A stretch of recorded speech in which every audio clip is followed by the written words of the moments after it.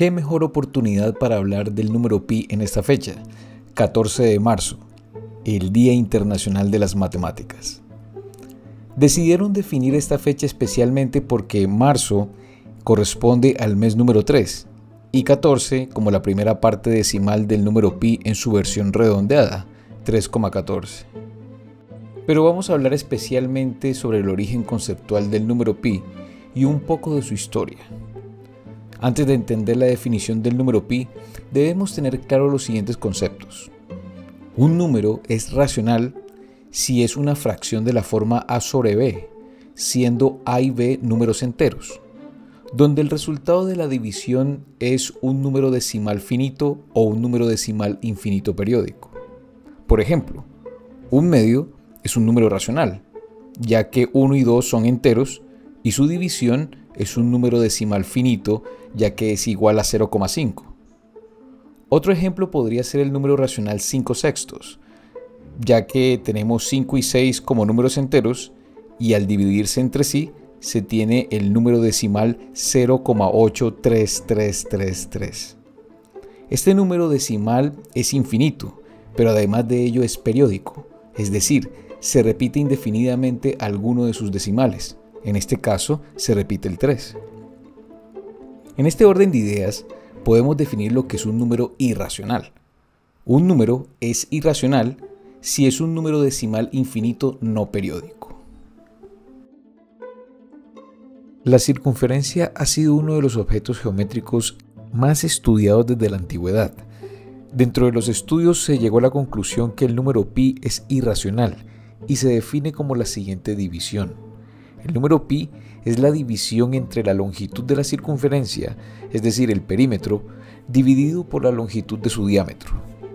Pero esto puede resultar muy confuso, porque si el número pi es irracional, entonces, ¿por qué se puede expresar como una fracción?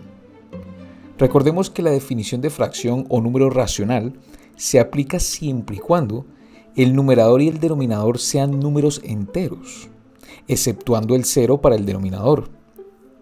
La respuesta frente a la confusión está en no ver esta definición de pi como la división de dos números enteros, sino como una división entre números reales, ya que siempre o la longitud de la circunferencia o la longitud de su diámetro va a ser un número irracional.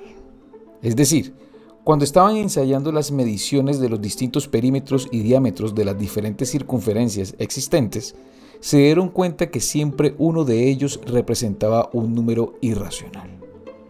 Otra forma de entender la división de pi, propiamente esta definición, es ver cuántas veces está el diámetro a lo largo del perímetro de la circunferencia. La conclusión más importante es que, sin importar el tamaño de la circunferencia, al perímetro le cabe 3 veces el diámetro y una pequeña porción.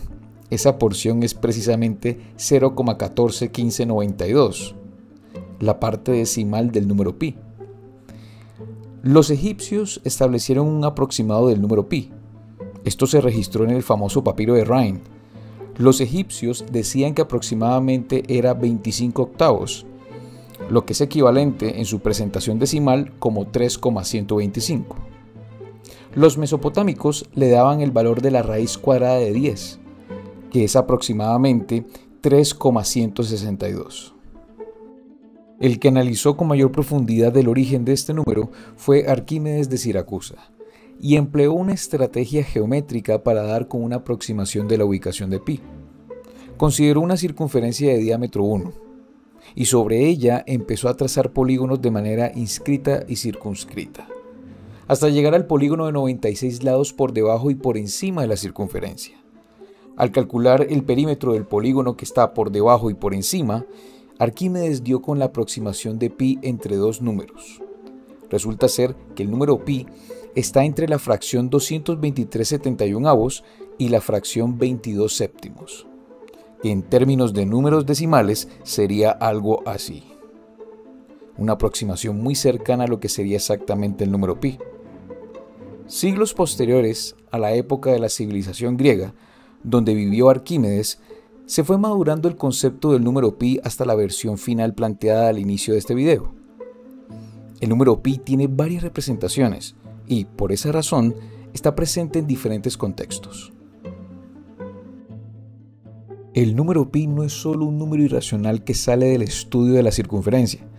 También es un número que se relaciona con una herramienta matemática avanzada llamada transformada de Fourier, muy utilizado para descomponer una señal en sus frecuencias constitutivas.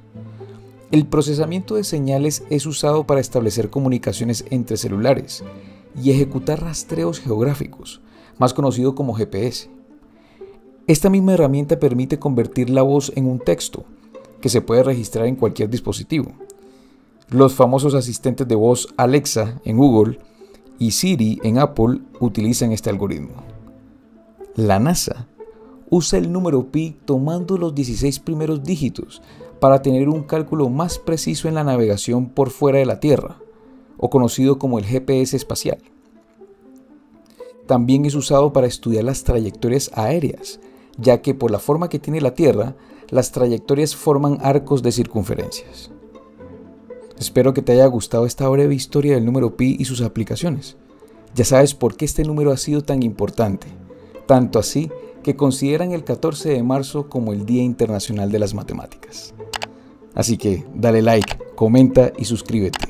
Hasta el próximo video.